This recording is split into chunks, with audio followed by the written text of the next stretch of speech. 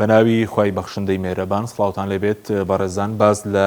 وردەکاری داهاتی ناوخۆ نەوتێرێم دەکەین لە پێنج مانگی ئەم ساڵدا بە پێ وەراچوونەی کێمە کردومانە هەم لە داهاتی ناوخۆ و هەم لە داهاتی نەوت بڕێ و پارەی کە دیار نییە و نازانرێت چی لێکراوە نزیکەی 2 تریلیۆن دینارە باز لە وردەکاریەکەی دەکەین. سەرەتاگە لە داهاتی ناوخۆ دەست پێ بکەین لە پێنج مانگی یەکەمی 2024 بەم شێوە بۆ کۆی گشتی دیارە داهاتی مانگانە هێرێم لە بینی 300 بۆ 350 میلیارد دیناردایە بەپێی ئامارەکانی وەزارەتی دارایی حکوومەتی ماوە بەسەرچوو هێرێم هەرچەندە باز لەوەکرێت داهاتەکە لەوەش زیاتر بێت دیارە داهاتی نانەوتی ئەگەر مانگانە بە داهاتی ناوخۆ و داهاتی نانەوتی مانگانە بە 350 میلیارد بیخەمڵێنین لەو پێنج مانگەدا دەکاتە 1 تریلیۆن و 750 میلیارد دینار. لەو 1 تریلیۆن و 750 میلیارد دینارە ئەوەی کە بۆ موچە خەرج کراوە 600 میلیارە دیارە بەشێکی لە موچەی مانگیەک کە بەغدا 680 میلیاری نردبوو لە داهاتی ناوخۆ تاواکاری بۆ کراوە موچەی مانگی دووش کە بەغدا 560 میلیاری نردبوو لە داهاتی ناوخۆ وردەکاری بۆ لە داهاتی ناوخۆ تاواکاری بۆ کراوە واتە لەو 1 تریلیۆن و 750 میلیارە 600 میلیاری بۆ موچە ڕۆشتووە لە ماوەی پێنج مانگی ڕابردوودا و نەسریەی فەرمانگەکان و دامودۆزگاکانی حکوومەتی مانگانە ئەگەر لە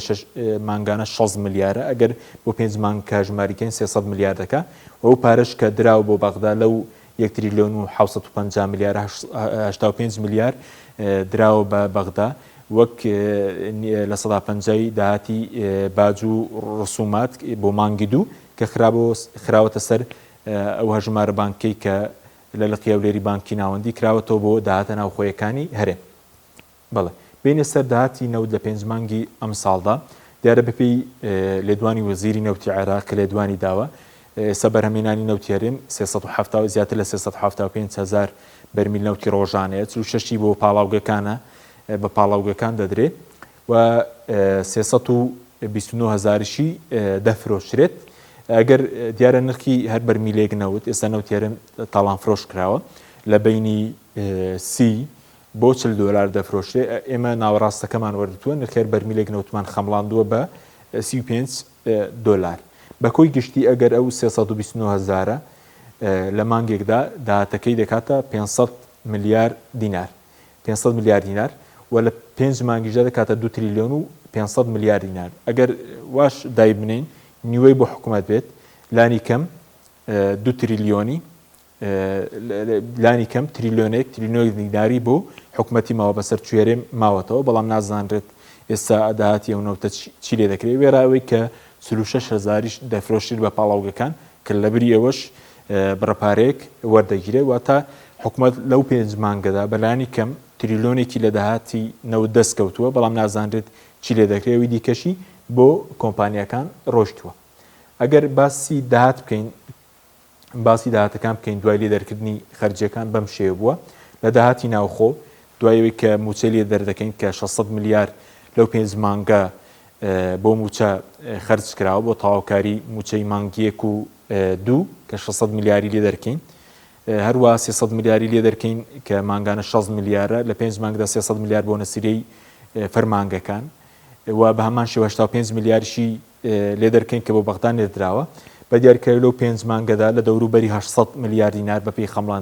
خەمڵاندنەکان ماوەتەوە نازانرێت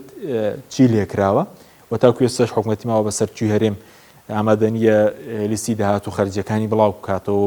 بۆی کە خەڵک بەرچاوڕوون بێت ئەو داهاتە چی لێکردووە بە کۆی گشتی بەپێی خەمڵاندنەکان لە داهاتی ناوخۆ لەو پێنج مانگە 800 میلیارد دینار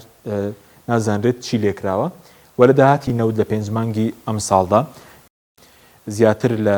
2 تریلیۆن و 500 میلیارد بووە ئەگەر واشی دابنی زیاتر لە نیوەی بۆ کۆمپانیەکان ڕۆشت بێ تریلیۆنێکی بۆ حکوومەتی ماوە بەسەرچوێرەی ماوەتەوە بەڵام نازانرێت ئەو بڕەپارێش چی لێکراوەتە بە کۆی گشتی 2 تریلیۆن دینار لەو ماوەی پێنج مانگەدا لە داهاتی ناوخۆ و نەوت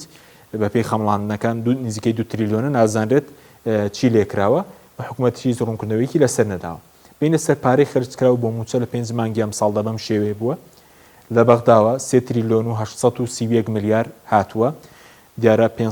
680 میلیاری بۆ موچەی مانگی یەک بووە 560 میلیاری مانگی دوو و مانگی سێ بە تەواوەتی هاتووە 950 ملیار و مانگی چواریش بە تەواوەتی هاتووە 950 ملیار دینار هەروە بۆ مانگی پێنجیش تەنها موچەی هێزانمینیەکان نەهاتووە لەگەڵ هاتنی موچەی هێزانمینیەکان ئەو بڕەپارەیە بەرز دەبێتەوە بۆ سەرووی 4 تریلیۆن دینار ئەوەی کە هەرێم خەرجی کردووە 600 ملیار دینار بوواتە لە 5 مانگدا بەغدا 3 تریلیۆن و 831 ملیاری خرج کردەوە بۆ موچەی موچەخۆرانی هەرێم بە پێی بڕیارەکەی دادگای فدراڵی هەرێمیش ئەوەی کە خرج کردووە 600 ملیارە کە بۆ تاوکاری موچەی مانگی 1 و 2 خرج کراوە بەڵە بەرەزانەوەی کە بینیتان وردەکاری داهاتی ناوخۆنەوە بوو لە پێنجمانگی یەکەمی ئەم ساڵ بەخوای گەورەتان سپێرین خواتان لەگەڵ